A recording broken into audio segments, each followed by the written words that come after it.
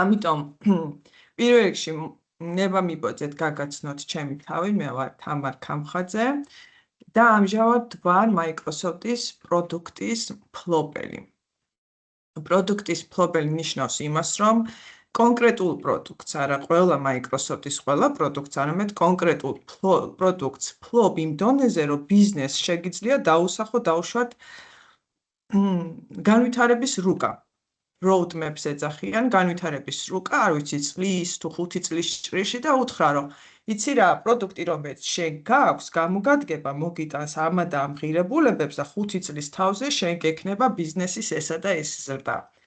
თითქოს წინადადებაში მარტივად ჟღერს, მაგრამ საკმარისი ანალიტიკური უნარები უნდა, გამოთვლები უნდა, ტექნიკური ცოდნა უნდა და ასე შემდეგ ამ როლის შემსრულებელს.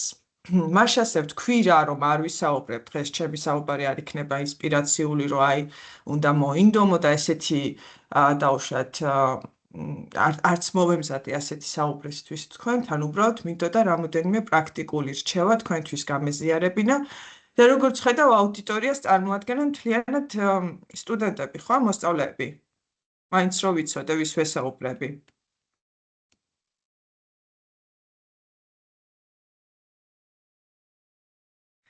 იაზონა არის მის შენი ხმა. უკაცრავად გამოთვლილი მქონდა მიკროფონი. ან პროფესიული პროგრამებში ჩართული პირებიც არიან და არის კიდევ დამამთავრებელ კლასებში ვინც არის, ვინც ემზადება პროფესიაში შესასვლელად, ასარჩევად რაღაც პროფესიის ასარჩევად, მათთვისაც საინტერესო იქნება, მოკლედ, დღევანდელი შეხვედრა ვფიქრობ. შვენიერი, ძალიან კარგი. კარგით, მოკლედ, ჩემი პირველი შეკითხვა რიტორიკული არის ეს გზა Microsoft-თან თუ მიგვიყვანს.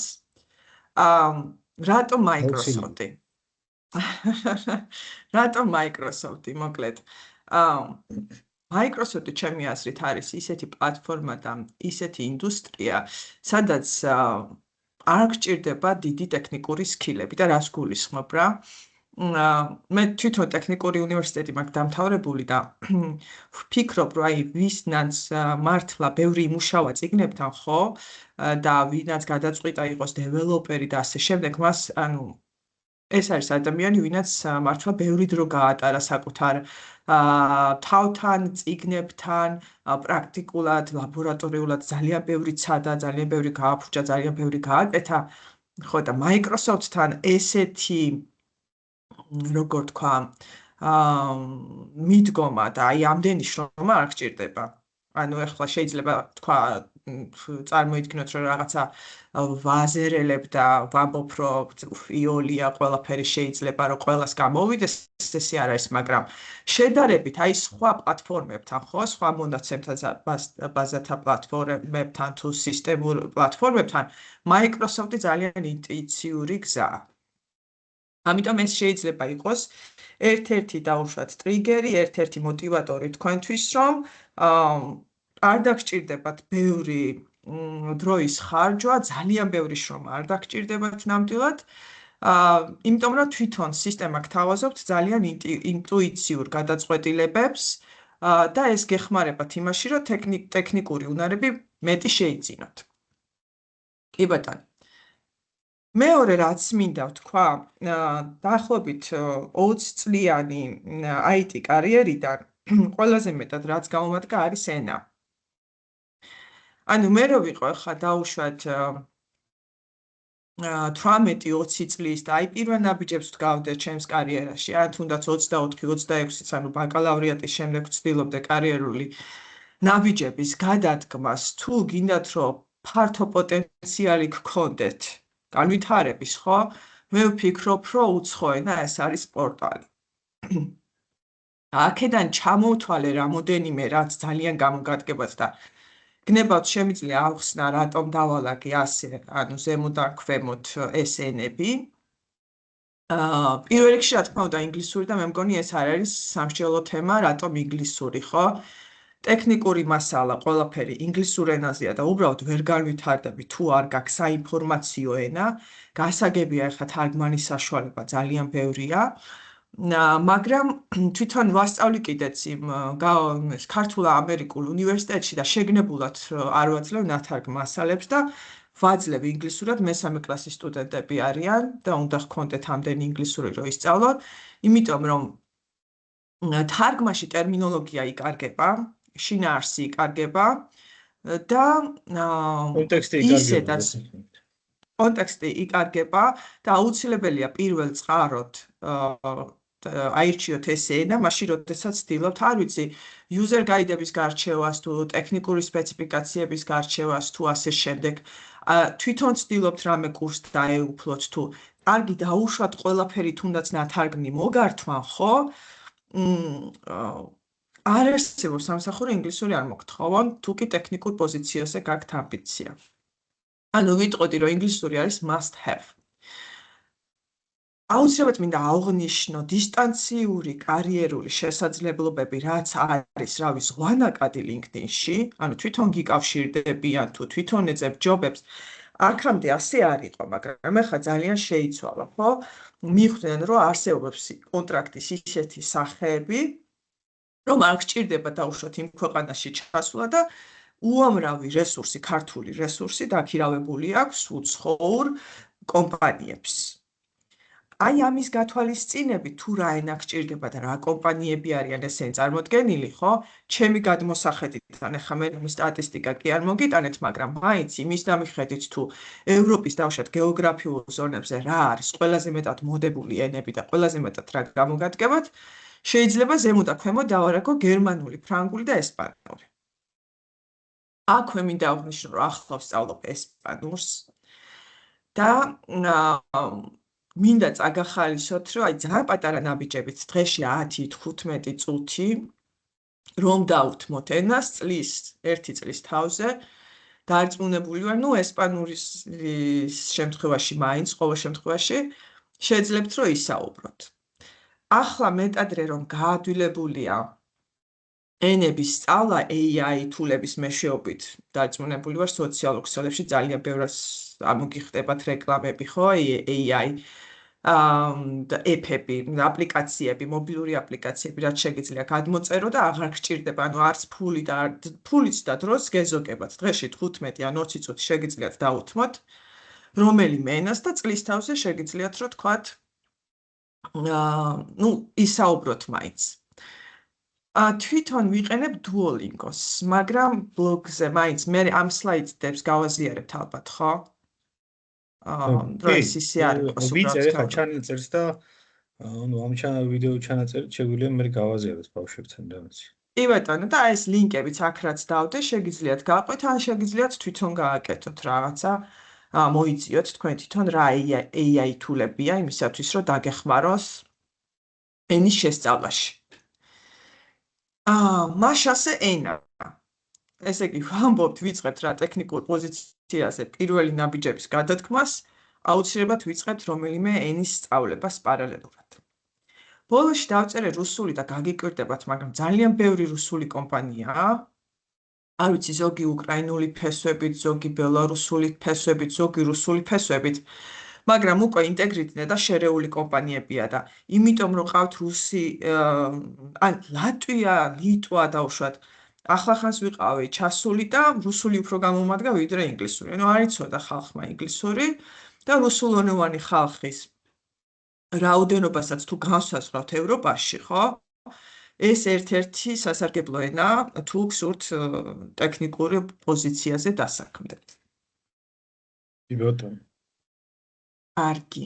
ეხლა კიდევ ერთი ზოგადი მკვლევარი, რაც დავდე სლაიდი, არის აღმოაჩინე გზები.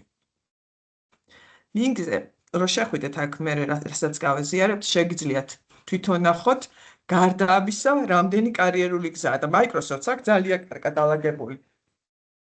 ანუ თვითონ აქვს ასე სეგმენტირებული სხვადასხვა მიმართულება და ეგრეთ წოდებული learning path-ები, ანუ შედიხარ თითოეულ მიმართულებაზე, რაც შენ გაინტერესებს და მოკლედ იქიდან იკვლევ ყველაფერს. აი რა სკილები გჭირდება, რა დომენის ცოდნა, რა ინდუსტრიას უნდა ფლობდე მოხდე, მერე რა სერტიფიკატები შეგიძლია რომ ჩააბარო, იქვე აღნიშნული ფორუმები, აი დაუშვათ მინდა რომ რაღაცნაირად აი რაც მაინტერესებს იმ სოციუმში მოვხვდე, ხო? ანუ იქვე აღნიშნული ფორმები. ეს ისე კარგად არის დალინკული, სტრუქტურიზებული, რომ უბრალოდ ერთხელ მოგიწევთ კარის შეღება და მერე ქვემოთ შეგიძლიათ კიდევ უფრო მეტი დაინახოთ. მაშასე რა არის წარმოდგენილი ამ საიტზე? წარმოდგენილია ჩემგან ნათარგმნი მომდევნო მიმდინარეობები. პირველი, სისტემური ადმინისტრატორი. ანუ იცით ხო, ნებისმიერი აპლიკაციის ქვეშ მუშაობს სისტემა, ის რაც ინფრასტრუქტურის ნაწილია და შეგიძლიათ ნახოთ თუ ვინმე სურს ამ მიმართულებით განვითარება რა უნდა იცოდეს. ინჟინერი მიწერე, ხელოვნური ინტელექტის ინჟინერი. ანუ ძალიან და აი როგორ გითხრათ, ფაქტიურად AI-ს აფეთქება და მათ შორის წამოვიდა მოთხოვნა როლებზეც AI ინჟინერი. და თვითონ Microsoft-საც უკვე ეგრეთ წოდებული Copilot-ი აქვს შექმნილი.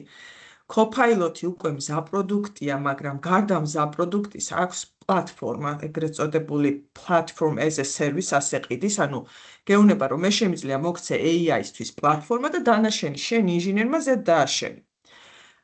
და ინჟინრები ხო შეიძლება იყვნენ სხვადასხვა, ასე ვთქვათ, მომხმარებელზე მორგებული პროდუქტის შემქმნელები.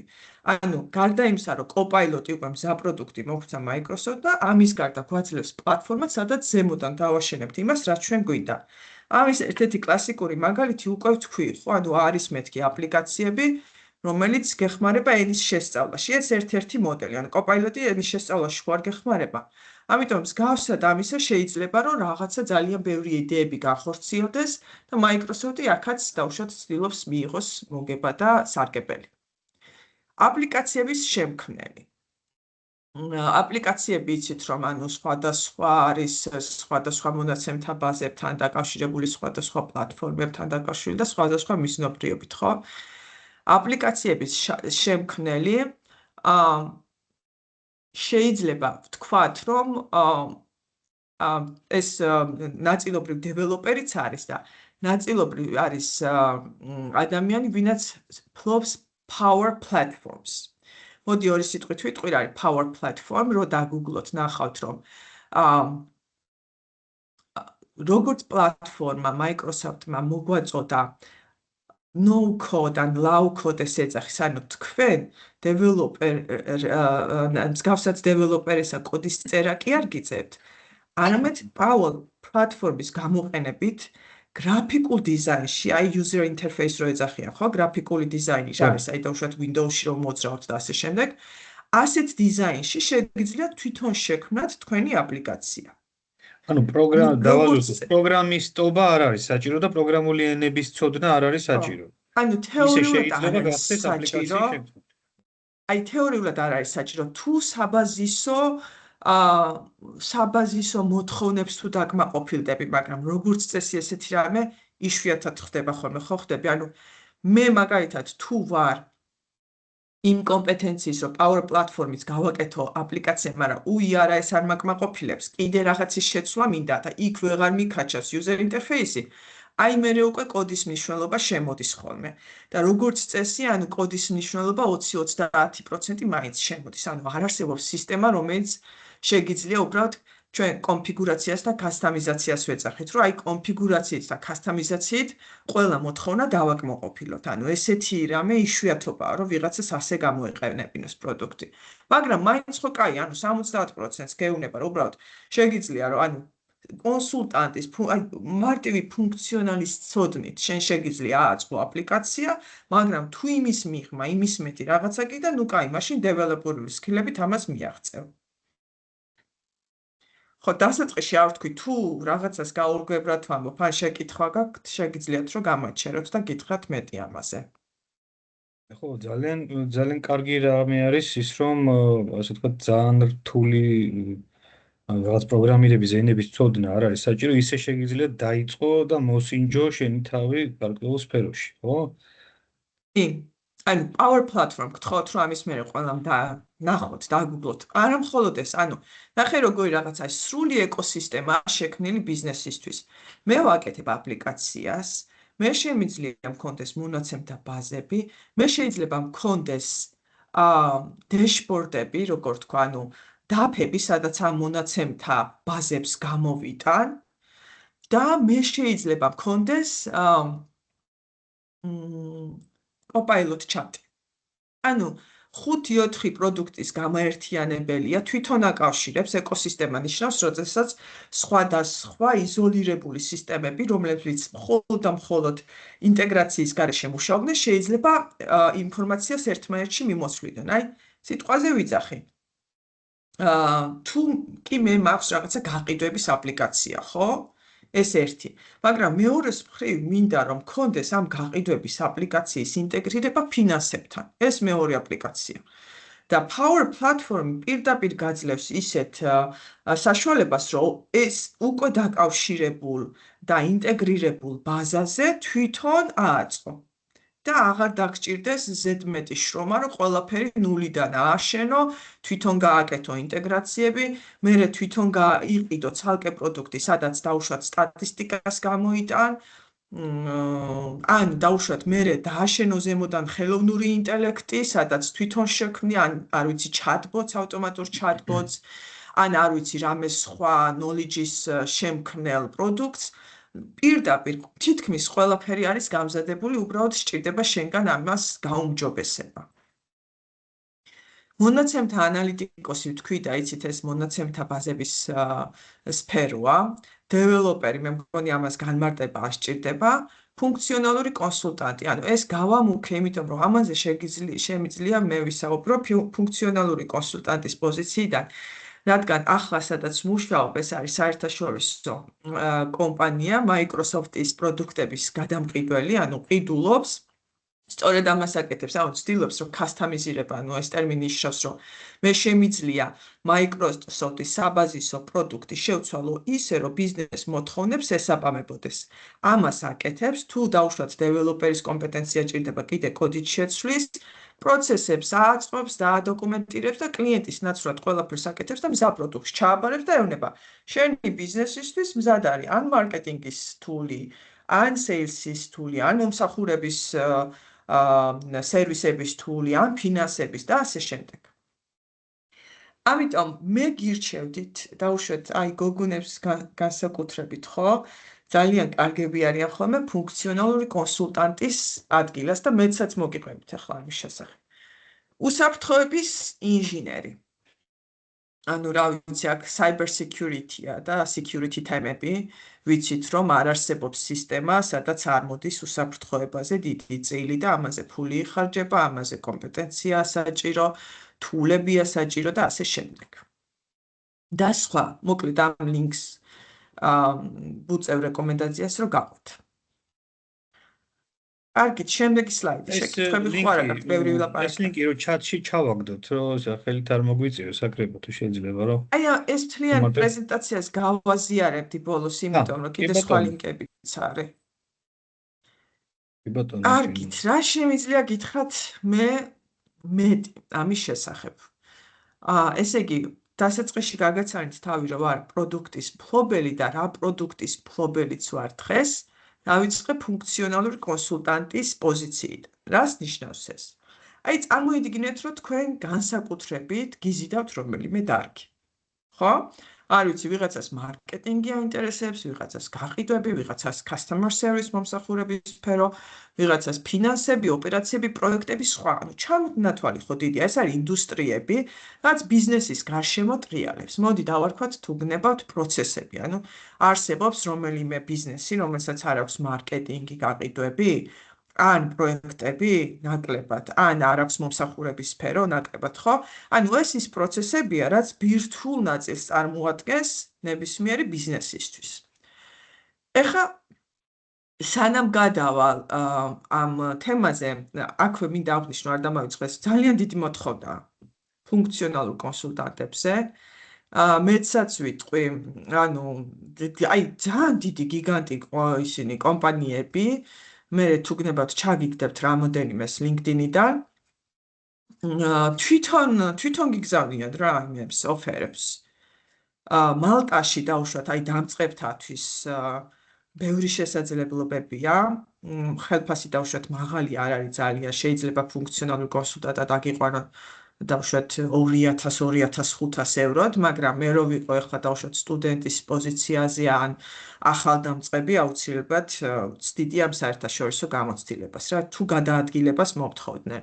თუ არა და დასაწყისში ისედაც თქვი ხო, რომ დისტანციურად გაზრდილია ძალიან მოთხოვნა, ქართული კი არა, მთლიანად სოფლიო ბაზარზე და ერთ-ერთი ხშირად მოთხოვნადი პოზიციები არის ეს ფუნქციონალური კონსულტანტი, იმიტომ რომ ეს არის ისეთი ადამიანი, ვისაც შეუძლია კარგი კომუნიკაცია, ბიზნეს მოთხოვნების გაგება, მისი გადათარგმნა IT მოთხოვნებად, იმიტომ რომ ეს ერთი და იგივე არ არის რა, ანუ რა სურს ბიზნესს არ იცის ტექნიკურმა ადამიანმა, ანუ შუარგოლი აუცილებლად საჭიროა მთარგმნელად.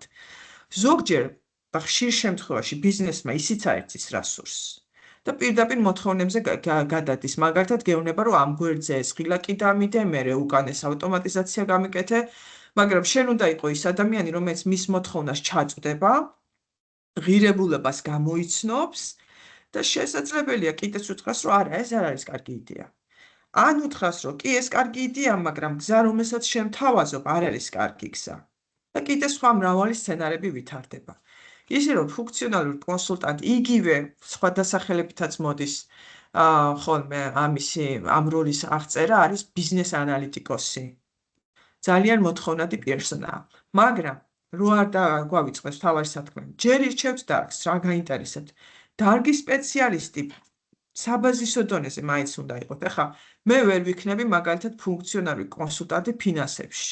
ძალიან ცოტა და ყველაზე ცუდად ვიცი ფინანსები. მაგრამ კარგი ვიქნები მარკეტინგში და მომსახურების სფეროში დავუშვათ. ან კარგი ვიქნები პროექტებში, ხო? ანუ დასაწყისისთვის გვჭირდება სინთეზი, პირველი ვირჩევ დარგს, ინდუსტრიას და მეორე ვითარდები ტექნიკურად.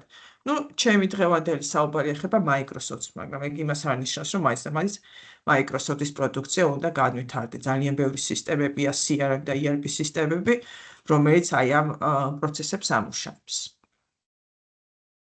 კარგი? კი ბატონო, ძალიან მნიშვნელოვანია გაგაწყვეტინებთ ქალბატონო თამარა. აი ეს დისტანციური მუშაობის შესაძლებლობა, რომ საცხოვრებელი ადგილის შეცვლის გარეშე სადღაც ცენტრში გადაცხოვრდე, ასე ვთქვათ, გადახვიდე საცხოვრებლად, ეგ არ არის საჭირო. პერიფერიაში შეიძლება ცხოვრობდეს ადამიანი, სოფელში, ქალაქში და შესაძლებელია დასაქმება ისე, რომ თან ეს არ არის თურმე მარტო პროგრამისტების საქმე, ხო? ანუ მარტო პროგრამისტები არ საქმდებიან დისტანციურად და მარტო რაღაც Excel-ის ადმინისტრატორები არ საქმდებიან დისტანციურად. სხვა პროფესიის ადამიანებიც არიან, ვისაც შეუძლია დისტანციურად დასაქმება. აი ეს რო დავანახოთ, ვაჩვენოთ, ხო, ბავშვებს ეს ძალიან ღირებული ინფორმაციაა, დღესაც მოვისმინე. კი ბატონო.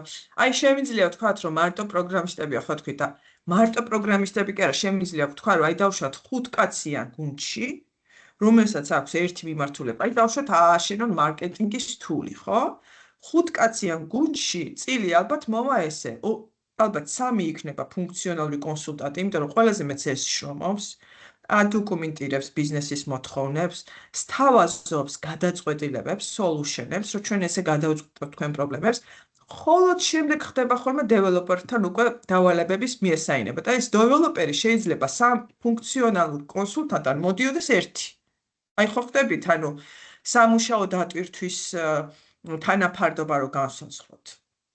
ვის მეტი სამუშაო ადგილები, რა თქმა უნდა, სხვაგან უფრო მეტია, ვიდრე პროგრამისტის ნაწილში. კი ბატონო. კარგით, მე სლაიდზე ახლა გადმოვედი, მაგრამ მე მგონი ყველაფერი გითხარით ფუნქციონალურ კონსულტანტზე და აქ ამ ტექსტის წაკითხვას მე მგონი აზრიც არ აქვს. ანუ თქვენ უნდა იყოთ დომენის ექსპერტი, პირველ რიგში უნდა იყოთ დარგის სპეციალისტი.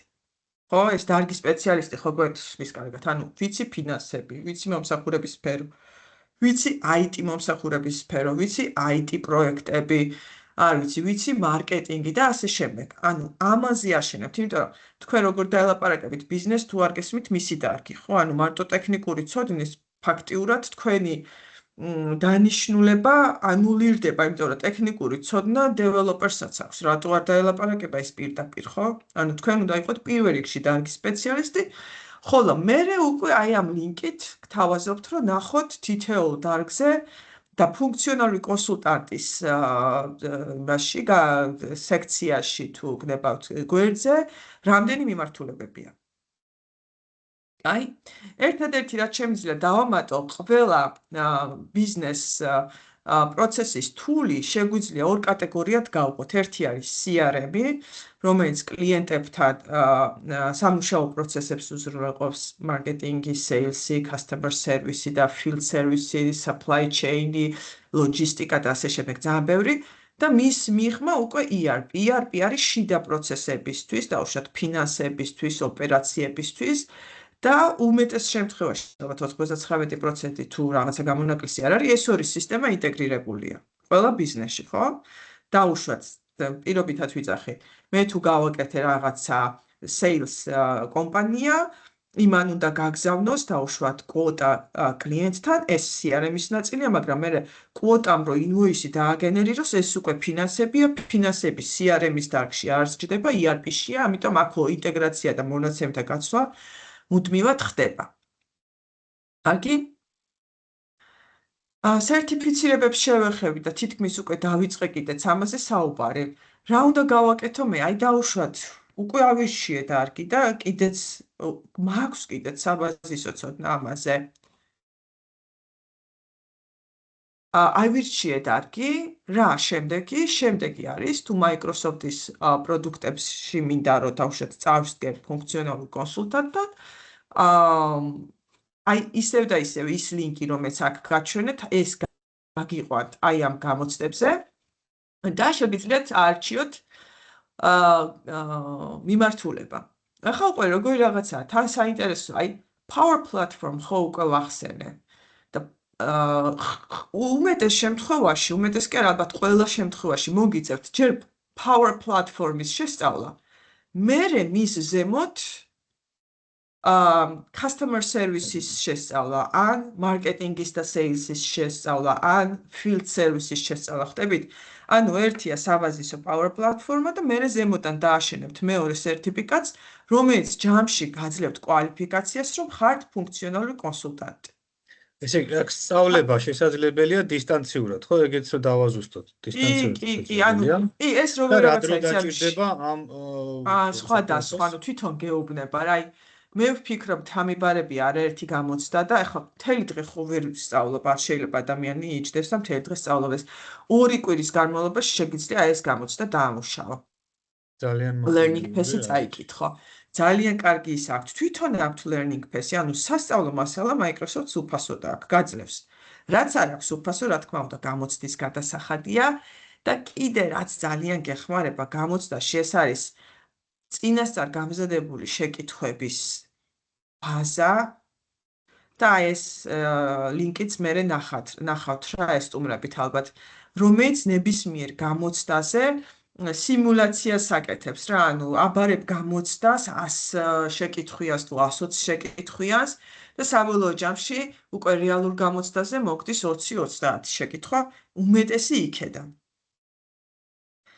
ხო და ურივე ლაივ რეჟიმში მიმდინარეობს და იქეთ მხარეს პიროვნებაზის თუ როგორ ბარდება? კი, გაკვირდებიან, ანუ გამოცდა მკაცრად არის, ანუ ჯერ იდენტიფიკაციას გადიხარ, პირადობას ატვირთავ, მერე ფოტოებს უღებს აციხარ, მერე ერთხელ WhatsApp-ის აპლიკაცია მომივარ და არ ვიცი, გამოცდის პერიოდში და ეგრევე გამითიშეს გამოცდა. ამიტომ ეგ მკაცრად კონტროლდება, დრო ჩართულია, თუ რაღაცა საეჭვო ნახა დამკვირვებელმა გამოცდას გითიშავს, ანუ ცოტა მკაცრად არის, მაგრამ თუ ყურადღებით იყავი, არაფერი ჩვეულებრივად ჩააბარებ. არ უნდა ითაღლითო. ჩააბარებ ჩვეულებრივად. ეს კურსები ლინკზე შეგვიძლია რომ ნახოთ? ბატონო? კურსები რაც ახსენეთ, ლინკზე შეგვიძლია რომ ნახოთ? კი, ანუ ერთი ლინკიდან გაყვებით ყველაფერს, აი აქედან. აი ნახეთ, learn by რა ვიცი, თუ ის არის, აი შეგვიძლია რომ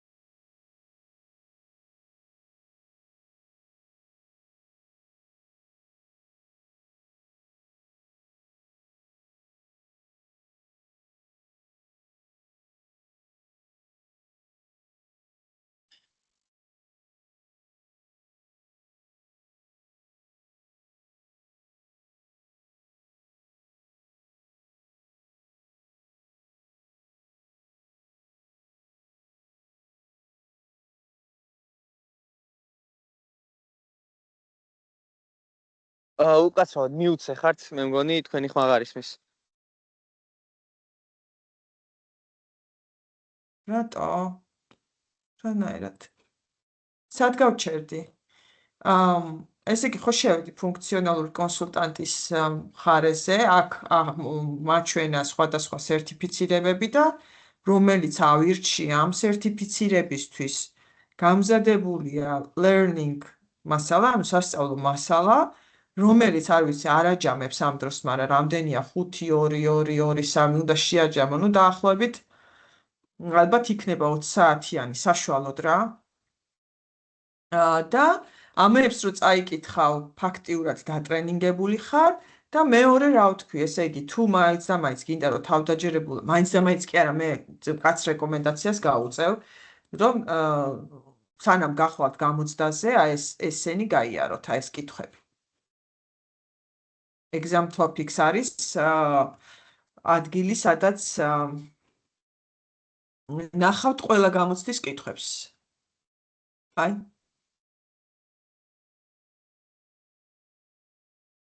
არ ყოფილა დიდი დრო არ ჭირდება რა ვიცი ძალიან ის არის 20 საათი ანუ რა რაც აი Microsoft Azure AI Fundamentals ძალიან პოპულარულია, ხედავ ნახე პოპულარული ისინიც კი აქვს ლეიბლები მიკრობილი. დავუშვათ მინდა ეს. ხო? აი ანუ აქ ხო წავიკითხავ შეკითხვას. ну, ჩემთვის ვიტყვი რა არის, აქ ვერ მონიშნავ. და მე reveal solution და გევნება. რო ეს არის სწორი პასუხი. ესეთი ფორმატი. არგი თუ კიდე რამ კითხვა გაქვთ, ხო, ეს უფრო კარიერული მენტორის სიტყვა, რაც ახლა მინდა და მეთქვა რა. ჩვენ როცა ანუ ახლა 10 წლის უკან ეს LinkedIn პლატფორმა არ იყო ასეთი პოპულარული, მაგრამ ფაქტიურად დღეს არის ეს გზა და სოციალურ ქსელში თუ კი ხარჯავს დროს, გირჩევთ აქეთ გადმოინაცვლოთ, უღონთ სწორად წეროთ პოსტები. ძალიან კარგია, როცა ნახვებს ჩანს კიდევაც ნახვები თქვენს სტატისტიკას აჩვენებს LinkedIn-ი, როდესაც ნახვებს ზრდით, რაც მეტი ნახვა გაქვთ, მით მეტი რეკრუტერი გამჩნევთ. და არა მხოლოდ რეკრუტერი, სხვა წარმომადგენლები, დარგი სპეციალისტები, თქვენი პოტენციური კოლეგები, არ ვიცი, ხალხი ვისთან შეგიძლიათ რომ ითანამშრომლოთ. რა შეიძლება წეროთ? აი დავუშვათ დაეუფლეთ რომელიმე დარგს. ხო, საინტერესო გამოცდილება, რასაც გადააწყდით, დაწერეთ, ანუ არა უშავს თუ დაუშვათ ექსპერტი არა ხარ, მაინც შენიაზრი დაწერეთ და ის ნახვები და ლაიქები გაზრდიან საბოლოო ჯამში თქვენი გვერდის პოპულარობას და უფრო მეტი ადამიანი შეგამჩნევთ და მეტი ადამიანი დავუშვათ შეიძლება დაინტერესდეს თქვენი პოზიციით სხვადასხვა ბიზნეს სექტორში. კი, LinkedIn-ს ძალიან კარგი პლატფორმა აქვს იმისთვის, რომ ამზადებს CV-ს ფაქტიურად თუ რაღაცა შენს პორტფოლიოს და წერ განცხადებას, რომ ანუ მზად ხარ მუშაობისთვის ან არა და უკვე არაფრის გაკეთება აღარ გიწევს, თვითონ დამსაქმებელი ასე ვთქვი, პოულობს და შეგიძლია დაგიკავშირდება, ვთქვათ, ესეთი ვარიანტიც არის. კი, ბატონო. ძალიან გახშირდა ბოლო დროს უკვე remote დისტანციური ასე ვთქვათ სამსახურები არა მარტო პროგრამირების მიმართულებით, ბევრი სხვა მიმართულებით. კი ბატონო. და Microsoft-ი უკვე ახლა ეს თქვენს თქვით, Microsoft-ში მუშაობის შესაძლებლობა, რა ვიცი, მე მგონი არავისთვის არ არის ცუდი გამოცდილება, რა ვიცი. კი ბატონო. რო შევაჭამოთ, ესე იგი ვსწავლობთ ენას, ვირჩევთ სასურველ დარგს და გავდივართ Microsoft Learning Pass მაინც. ანუ დავუშვათ მე რო ვიყო ახლა ენთუზიასტი, ასე დავიწყებდი.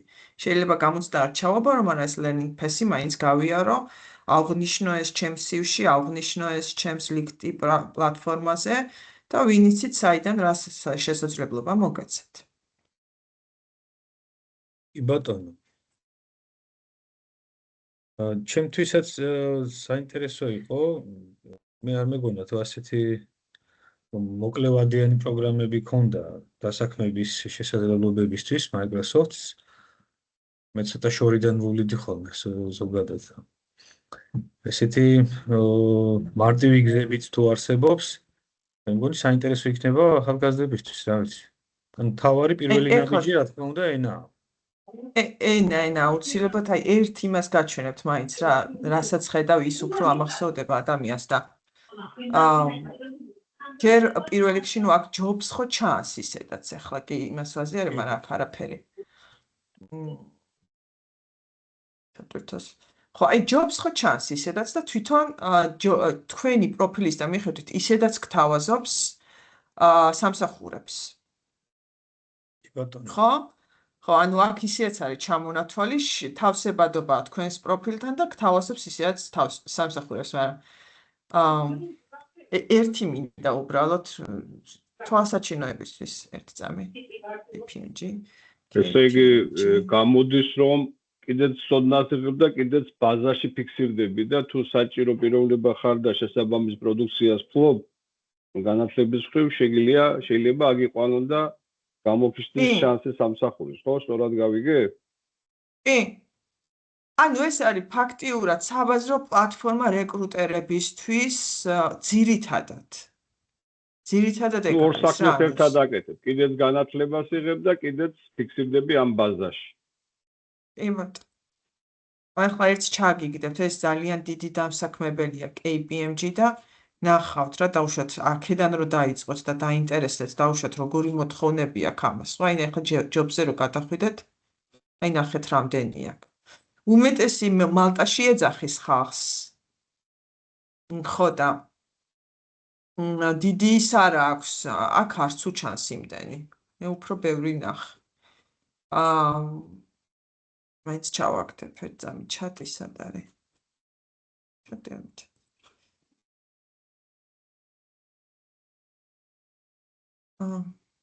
რატო არ ჩანს ჩატი? ეხლა დავწერე და გამოჩნდება, რა.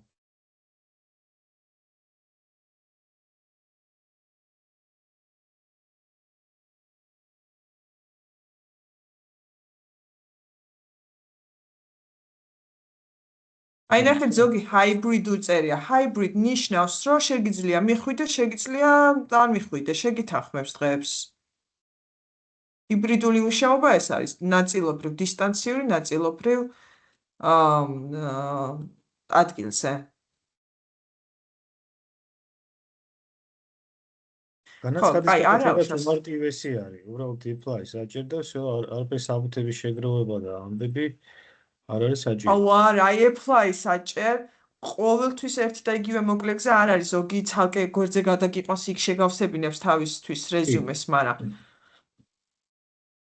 solution architect უკვე ისეთი ტიპია, ვინაც იყო ბიზნეს ანალიტიკოსი და ეხლა უკვე მთლიანად შეუძლია რომ უფრო ფართო ინტეგრაციებიც იცოდეს, დეველოპმენტიც კარგად იცოდეს და ანუ უფრო ნახევრად დეველოპერი, ნახევრად ბიზნეს ანალიტიკოსი ტიპია რა. ეს ზედასაფეხურია ფუნქციონალური კონსულტანტის შემდეგ შეგიძლია გახდეს solution architect. კარგით, რა ვიცი, მე მგონი თქვი რაც მინდოდა. თუ გაქვთ კითხვები, შეგიძლიათ მერეც მომწეროთ დავუშვათ. ხო, მე ამ ვიდეოს თქვენის ნებართვით გავაზიარებ ჯგუფში. შეიძლება დღეს ვერ გვესწრება ბევრი, მაგრამ იქ თუ ნახავენ ამ ვიდეოს, იქ კომენტარში შეგიძლიათ დაწეროთ თქვენი კითხვა და შეძლებისდაგვარად გიპასუხებთ. მე მგონი ძალიან კარგი და ღირებული ინფორმაცია მივიღეთ დღეს. ახალი შესაძლებლობების შესახებ, დასაქმების შესახებ, განათლების შესახებ და რა ვიცი, მომავალი თქვენია. ურმესი მადლობა, ქალბატონო თამარ. თქვენი დროისთვის, პირფასი დროის დასაქმებისთვის. ხო, თუ კითხვები გაქვთ, კიდევ გისმენთ, ბრძანეთ, და შეგვიძლია. არა, უბრალოდ ტარში. კარგი. წარმატებები. ჩვენს რაღაცა ახალი შევიძინე მე პირადად და გამიხარდა, როგორც დანახვა ისე მოსმენა. კიდე ახალი ინფორმაციის და თუ საერთოდ ცხოვრება ესეთია, რომ შეუცევადია ყოველთვის ახლის ძიებაში უნდა ვიყოთ, თორე ჩამოვრჩებით იმ მატარებელს, მე ვერ დავეწერით, ესე ახალგაზრდებისთვის, ესეა ჩვენთვის და ყველასთვის. კი ბატონო. ჩემს ვეუბნები პატარა ქვეყნის შვილები ხართ, ბევრი ენა უნდა იცოდეთ და რა ვიცი, ამას გეტყვით რა. გვიწევს უნდა ისწავლოთ ცოტა ვინმე საუბრობს ჩვენს ენაზე და ხო, ჩვენ უნდა ვისწავლოთ. ახლა ესპანური პროექტები გამოჩნდა ჩვენ სამსახურში და ვიბლოკებით, იმიტომ რომ ისინი ვერ საუბრობენ ინგლისურს. ესპანურენოვანი ქვეყანა რამდენია ევროპაში და ვერ საუბრობს ინგლისურს და ისევ ჩვენ გვიწევს. რომ მივიღოთ პროექტი. მექსიკა მაგალითად ესპანურად ლაპარაკობს, იმ ქვეყანა ამერიკის მეზობელია და ხო, მაგრამ ინგლისური არ იციან, მაგათი სუსტი წერტილი ეგ არის. ძალიან ცოტა მიცის ინგლისური. ახლა ახალმა თაობამ უფრო კი, მაგრამ როგორ შეარჩევ ხო იმის ასაკობრივი კატეგორიით კოლეგას, ზოგი დიდია, ზოგი პატარა და უმეტესობამ არ იცის. და მე გიწევს ისევ შენ ისწავლო, რომ ითანამშრომლობა რა გამოვა. მაშინ და ის გექნება. ჩამორჩენა გექნება ხო, თვითონ დაზარალდები. ესე იგი, მიუხედავად იმისა, რომ ძალიან ბევრი გაჯეტებია გამოგონებული ტექნიკა და ბევრი ინსტრუმენტი არსებობს თარგმნისთვის, მაგრამ ენა მაინც შეუცვლელია, მაინც საჭიროა უშუალო კომუნიკაცია ადამიანთან. არა, არ გამოვა ხო, არა. ენა ახლა როცა ზარზე ხარ, გაჯეტი როგორ დაგეხმარება ხო? უნდა ესაუბრო. ფრანგულენოვან ხალხსაც იგივე პრობლემა აქვს, არ იციან ინგლისური. ამიტომ შეუნდა ისწავლო მათი ენა. გერმანელებმა უფრო იციან. გერმანული პირველ ადგილას იმიტომ დავწერე, რომ სტუდენტური შესაძლებლობებიც ძალიან დიდია რა გერმანიაში და მაინც ნომერ პირველად ეს იმიტომ დავწერე. ფრანგებს და ესპანელებს აი ეს პრობლემა აქვთ, თვითონ ინგლისური არ იციან, ამიტომ თქვენ მათთან ვერ ითანამშრომლებთ და რუსული რატომაც დავწერე გითხარით. ანუ ძალიან ბევრი მოთხოვნა რუსულენოვანი მოსაუბრეთ, ან რუსული ინგლისურთან ერთად. ბატონო, დღეს ახლა ენის სწავლაც არ არის რთული, იმდენი ინსტრუმენტები არსებობს, შესაძლებლობები. კი. ჩვენ დროს უფრო რთული იყო, ასე ვთქვათ, წიგნებიდან სწავლა. კი. ლექსიკონით უნდა გეულოთ ახლა 5-10 წუთი მართლა, აი რუტინაში უბრალოდ ჩვევაში უნდა გადაზარდო. 5-10 წუთი დილას დავუშვათ ყავაზე. 15 წუთი ესპანურს გარანტიას გაცნობთ 1 წელიწადში გაცოდნილებთ. დანარჩენი არ ვიცი. კი ბატონო. რა ვიცი. წარმატებები უსურვოთ ჩვენს მომავალ თაობას, მომავალ აიტებს თუ სხვა პროფესიაში მოსურვე ადამიანებს და მადლობა თქვენ ქალბატონო თამარ, თქვენი ძვირფასი დროისთვის. იმედი მაქვს დღევანდელი ინფორმაცია იქნებოდა ნაყოფიერი მათთვის და კიდე სხვებისთვისაც, რა ვიცი. გავაზიარებთ. კარგად იყავით. მადლობა ბატონო და მადლობა ბატონო ზაზა, თქვენ კიდე მადლობა წარმატებები. კარგად ნახვამდის. იცოცხლეთ, წარმატებები. მადლობა წარმატებები. აბა